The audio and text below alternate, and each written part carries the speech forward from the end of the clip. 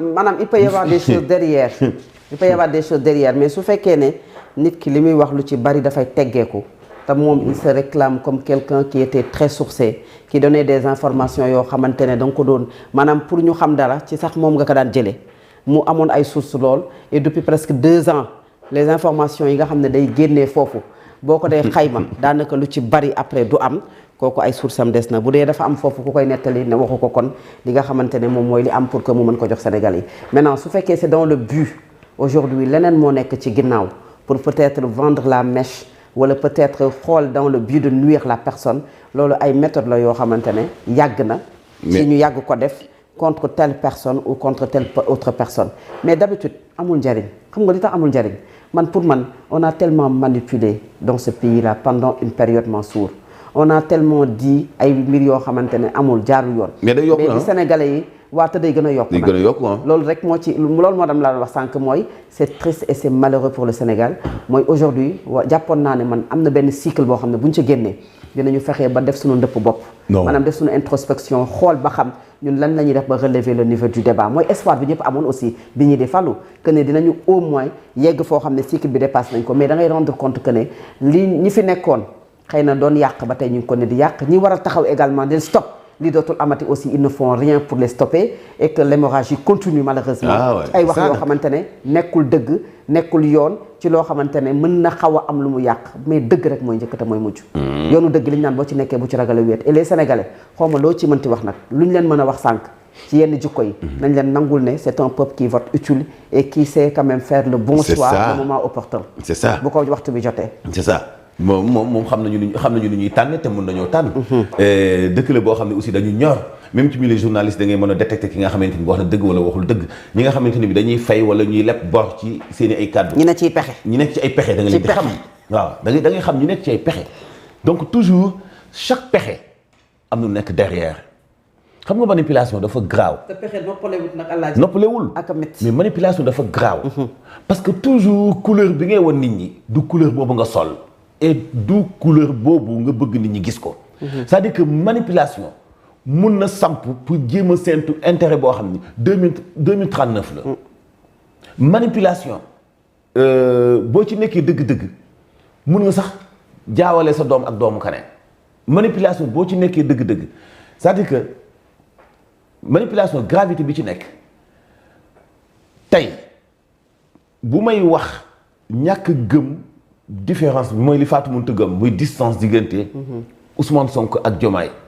te mu doon lu jëfee gëm bu ñu gisee ni politique bi tëddee actuellement parce que Fatou dafa am ñoo xam ne ay manipulateurs yi lañu yoo xam ne loolu moo leen arrangé distance boobu moo leen arrangé division lañ bëgg est-ce que dama naan Al Amine mii manipulateur la du waxkatu dëgg bu ma ko tontu bu ma jàngat ay waxam bu ma ko càmbar naa ko jël tege ko nale après Al Amine moomu noonu bi nga xam ne mu ngi may xaar ci biti moom lay mujj jël di ko utiliser xam nga bépp manipulateur est manipulable manipulateur boo gis est manipulable bu jamono bu nit ki bu ñu ko mënee manipuler wax ko loo ko lu dul dëgg annoncé loo ko man lu ma namm ci ak mbon wala ci yëfi saay-saay ne la woon ni ko capable na toujours pour di gàddul nit ki ay kàccam pour di ko yeggi askan wi mais boo ko xeebee mooy xal bi lakk sa dàgg doo ko xeeb et doo jël waxam aussi jël ko sànni ko ci àll ba comme moom mun na kàcc te am na yoon bu muy kàccee te am na yoon bu muy jaar pour mën a kàcc da ngay fexe ci ay waxam nga xool lan la ciy sosal boppam lan lañ ko ciy jox lan lañ ko ciy liggéeyloo parce que gis nga Fatou nag lu ma bëri ay manipulation ak li wax yi di dañ bépp wax bu génn donte day nekk kàcc boo xam ne ëllëg day weddee ko waat mais wax bu génn dañu planifier date ak heure bi muy génne lépp loo gis mu génn. c'est bien réfléchi daal. bien réfléchi. bien planifié. moo tax nag ma ni est-ce que ki koy def te séntuwu ci dara fayu ci bor lebu ci est-ce que moom mooy intérêt def bi est-ce que amul keneen ku nekk ci ginnaaw ku koy def loo. pexe nag juba ko gën. pexe mais dëkk bi dëkk pexe la. pexe juba ko gën. mais dëkk bi dëkk pexe la ñaata nit tey ñoo accaparé plateau bii nga nekk nii. bëgg la ci ëpp aura bëgg la am ko ëpp lu connaissance politique. bëgg la gën a maîtriser histoire politique. alors musta dem reportage parce que réew boobu la ñu nekk réewu teg xel la ñu nekk Fatou tey am na chroniqueur yoo xamante ni bii ay mécaniciens la ñu woon bu am 45 ans ou 35 ans soog a xeexee bonjour lamañ wu jub ñu nekk ay chroniqueur et tey bu ngeen demee ci plateforme yi ñuy xaymaa ay gis-gis muy ay vues mun nañ la ëppale alors bu ñu waxee ba noppi nga jël teg ko tas ko ni ci kaw table ji da ngay mën démontrer kàcc par kàcc lu ñu ko sant li mu tegal boppam lu nekkul dëgg par rapport ak histoire politique gu Sénégal ni mu demee mais nit ñi dañ koy consommer alors boo taxawee weddi ko yow ñu saaga la parce que dañu am benn peuple boo xam ne niveau am léegi dafa suufe de telle sorte que même ci ñi ko jiite wala ñu nekk ci kippaaru ñu ko jiite mos ngaa dégg Macky Sall wax ci dossier Adji Sarr. baa xam nga ne ñi nekk ci suuf noonu. ñoo gën a nekk en avance ci sunu politique yi. yenn saa yi gis nit ku am fit loolu toog di wax. wala nga toog à des kilomètres di tweeter yow li Mansour lecture maanaam bind rek bind. mën nga xam nit ki bi muy bind ban sentiment la am. waaw. ci bind c'est ça bi muy bind ndax dafa ne ci ay pexe. ci ay calcul dafa mer dafa kontaan dans l'écriture loolu nag il faut pas être inné de wala du intelligence du dara. mooy nit ñi dañoo nekk en avance yow mi toog di wax. li ngay wax ni te mu nekk dëggu ci yow di jóge ci dëgg. te liñ ci wax sànq moo ci am. seetoo ci ku mu neex ak ku mu naqari képp koo xam ne nag bëgg nga su la neexee bu fetlee ko. nga ko neex c'est ça. waaw parce que kooku loolu la bëgg mooy minorité bi mais majorité bi noonu la ñu xamee ndax yow li ngay wax nii. dëgg la wala du dëgg nekkee dëgg ak yow fan nga ko teg. c'est ça. pour te dire que loo tax ma ne souvent ñun les Sénégalais ils sont en avance sur nos hommes politiques et sur même certains yi nga xamante ne nee nañu duñuy politiciens te pourtant ay politiciens encagoulé lañu di def ay pexe pour que mën a jaxase xelu nit ñi. moo tax foo mënti toog di bind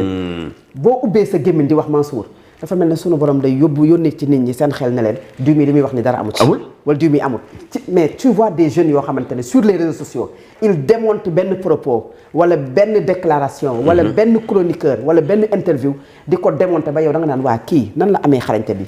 pour te dire que nous sommes le peuple sénégalais est en avance sur les politiques yi jàpp ne. politique bi mooy politique bu 62 80 90. du tout ils n'ont rien compris. du tout. te li am le 25 le 24 mars wan leen ne ils n'ont rien compris te li amaat encore en 2029 da leen di wan ne ils n'ont absolument rien compris si c'est pour des calculs politiques wala ay pexe kese ñoom am nañu mat goo xamante ne dañ leen di xaar ci taatu ndaal yi pour trancher moo tax ma ne pexe moom jub rek da koo gën te jub da koo gën a yomb parce que boo jubee ci li ngay def boo ci amee benn nit bu ànd ak yow mais les Sénégalais dañuy seetaan ñoo xamante ne Mansour ni ñuy wax noonu d'accorduñ ci en termes de vue cela ne signifie pas que ne yow mii li ngay wax am na crédible tu es crédible wala nga wax dëgg la non loolu justifié wu ko et malheureusement foofu lañ toll nag justifié wu ko nit ñi dañuy seetaan par curiosité ñenn ñi dañuy seetaan koo xam te neex ñenn dañuy seetaan pour déjà parce que xam nañ ne kii li muy wax kiiwul mais dañuy bëgg a xam est-ce que yaa ngi comprendre mais loolu moom moo am mais terewul ak ñoo mën a segg te mën a xam moo tax manipulation à des milliers de kilomètres de Dakar manipulation à Dakar manipulation fii ci avenue Roume ak manipulation ci feneen ak ci bokk yam fu mu ci mënti am manipulation solo média mais dañoo am askan woo xam ne nag daf ci bari ñoo xam dañu manipulable de dañu manipulable de Mansour yenn saa yi appartenance gu mettee tax nga manipulable mag du ay nelaw de dañoo gëmm mais nelawul tey moom xam nga dañoo analyser xam nga lu ñu def si tey dañu jàpp si d'accord parce que point boobu parce que point bu sensible boobu nga xamante ni bii xam nga fi ne coow li maa ngi yow bokkuñu position waaw et amul benn waaye terewul violence déedéet du tout parce que loolu foofu la ñu war a yóbbu débat bi tey parce que man gëm naa ni waa ji dafay manipuler mais gëm naa ni waa ji aussi ci liggéey la nekk donc bu ma ko jëlee teg ko à côté ci poubelle bañ koo faale di ko minimiser toujours moom la ki nekk sama adversaire jël suba di ko utiliser contre man il foofu laa bëgg nit ñi comprendre fa mais malgré ba ki dem ba léegi ñu bëri ñoo ma comprendre gul ci côté boobu ba ci Fatou Abdou sax comprendre mu ci parce que am na fu mu catégoriser ki nga xam mooy manipulateur bi déjà te damaa xam ne manipulateur bi bu ma bàyyiwul ci moom xel sama adversaire moo mujj di ko manipuler loo et loolu mun na retourner compte mun na non ça veut pas dire que bokkuñu xalaat de c'est que comme li nga wax rek parfois aussi nit ñi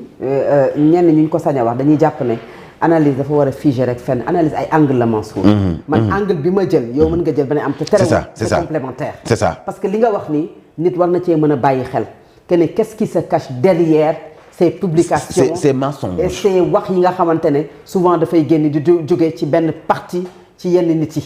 et pourquoi depuis un certain temps position yooyu ñu koy am bay jàppee seen bopp comme des personnes qui sont bien sourcées et bien informées alors qu'il n'en est rien parce que ce n'est pas gratuit. Moi je suis d'accord avec toi, ce n'est pas fortuit. Il y a des choses qui se cachent derrière. Mais ñoom it ñu xamante ne les gens ne sont pas dupes. Loolu aussi. Heureusement que vous avez compris. En tout cas, xam leen lu may xaw a jaaxal tuuti rek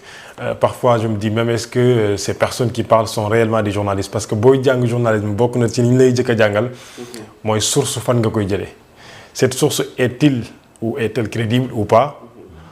Quand une personne te donne une information qui est fausse benn yoon ñaari yoon ñetti yoon cette personne-là je ne le considère plus comme une source crédible. Et c'est le jeune journaliste qui parle. Le très grand journaliste. Même ci métier journaliste boobu. moo lay jàngal existence manipulation dans la communication. Exactement c'est maintenant nag xam nga booy bu fekkente ne yaa ngi tu parviens à faire la part des choses entre ce qui est information et ce qui ne l'est pas. Ce qui est utile pour la nation pour ce qui est de l'intérêt public et ce qui ne l'est pas. Foofu ngay xamee exactement ce qui est de la manipulation et ce qui ne l'est pas. C'est en quelque sorte ay mbir la yoo xamante ne war nañu ko mën a faire. En tout cas war nañ ko mën a déceler ci biir information mais malheureusement xam nga lan moo waral loolu yëpp El Hadj Mansour foofu lay jeexalee et journaliste qui veut au Sénégal malheureusement. Et c'est un jeune de moins de 30 ans qui dit ça. Merci beaucoup Lamine Senghor. Manipulation li ci grave mooy manipulation day soppi couleur soppi position soppi melokaan soppi xalaat. Mais ça c'est de très grand journaliste. Manipulation boobu tey moo sonal Sénégal tey. Alaaji jeexal. te ki koy wax nii gone la de. du gone kat. waa de dama bëgg a wax rek. ñàkk jom donc bàyyi na kon am na soxna. comparé ak ñenn ñu tuddee seen bopp journaliste et di wax yoo xamante ne la yàlla xam doy na. waaw kay xam nga moom li mu wax nii mooy règle. c'est la règle. bi nekk ci téere bi ñu koy jàngal pratiquant bi nga xam ne moo ko war a def mais tey pratiquant boobu bu fekkee ki def pratique bi bu fekkee moom moo dem ba gën a néew tey maanaam ci ñiy pratiquer ñi jàng règle yooyu ñoo gën a néew maanaam seen lim ñoo gën a néew ci ñiy pratiquer la communication. c'est-à-dire loolu moo graaw xam nga communication bu njëkk mag ñi seen source communication daanañ ko awee ci ay ndënd daanañ ko aw wax ci mbooloo daanañ ko aw ci yónneewaate daanañ ko awale ci joxe bataaxal mu dem. communication orale. waaw communication bare woon na. ba yàgg communication ñëw ci côté média juddu. ci histoire humanité média juddu nekk ci rajo nekk ci télé nekk ci nangam maintenant communication digitale. foofu la ñuy yegg et ñi ci bind ay téere ñépp malheureusement bind nañu li ñu jëkk bind mooy conséquences yi nga xam ne moom lay indi parce que dafa ànd ak manipulation parce que kenn ku nekk tey man yow yi nga xam da nga jàng règle bëgg wax li nga xam ne exact moom la ñu bind jàngal la ko net moyen bi nga am pour nit ñi dégg la am na keneen ku jàngul règle bi nekk ci métier bi jaay ndox te gisul lu dul avantage ak bénéfice mi am ci ndoxam soo waxee lu ko arrangé wul mu teg laa yefam weddi la dégg na kooku lan ngay waxee ñi leen di déglu yéen ñaar ni man maa nekk ci dëgg mais moom nekkul ci dëgg boo banaliser ay kàddoom mu dominer la parce que dañ naan li mu wax dëgg la à plus forte raison bu fekkee fa muy waxee ñi leen di déglu ñiy capter seen wax yéen ñëpp ñi ci ëpp dañoo mar alors moom mooy jaay ndox dégg la laaj milieu bu ñëpp mar yow mi indi règle attaqué kii jaay ndox mu setul mais moom miy jaay ndox bu muumee fekk ñëpp mar mais daf lay dominer askan boobu la ñu am tey yal na fekk ndox mi ñi am doon ndox mu sell. merci beaucoup El Hadj Mansour merci Fatou Abdou Ndiaye cant ak ngërëm ñeen na leen ba suba ak jàmm